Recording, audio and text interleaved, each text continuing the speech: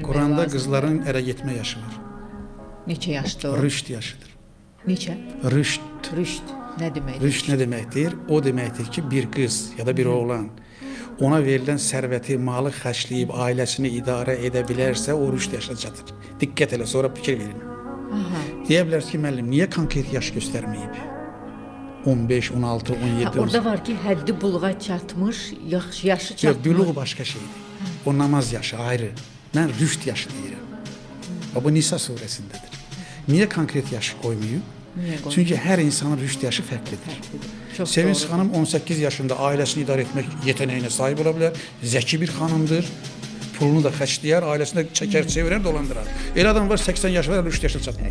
Heç ömrü sonuna qədər çatmayan. Peki bunu necə var. müəyyənləyəcək? Bax, Quran ayəni söyləyirəm sizə. Nisa surəsi. Hər kəs oxusun evində. Deyirlər Quranda evlilik yaşı yoxdur. Var, rüşd yaşı. Allah buyurur ki, diqqət edin Sevinç xanım. Hər şeyi göstərib bu Quran.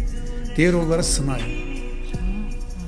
Necə sınayın? Yəni biz qızımızı sınayacağıq, görək ki, bu evi idarə edə bilərmi? Qız sizin də evdə bilirsiniz ki, mənim bu qızım sabah ərə getsə, bu evi idarə edə bilərmi? Bu doğa bilərmi? Bu uşaq saxlaya bilərmi? Ailəsinin ərinin sərvətini çəkib, çevirib, ailəsini dolandırarmı?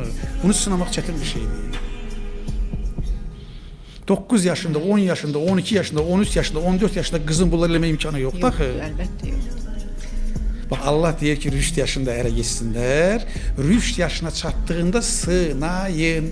Ki, hələ sınayın. Bəli. Demir ki, rüşd yaşına çatdı. Hey, sına gör rüşd yaşına çatıb yoxsa yox. Biz bunu bilmirik. Götürüb qızları 13 yaşında ərə veririk. Üstəlik bunu Allahın əmri kimi insanlara deyirik. Deyir Allah deyib ki, peyğəmbər görmürsən, utanmadan, qızarmadan deyir ki, peyğəmbər Ayşəni 9 yaşında evlənir.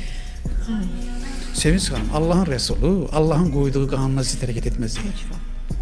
Allah deyir rüşd yaşında evlən, peyğəmbər 9 yaşında qızla evlənib. Yox, utanmırsan.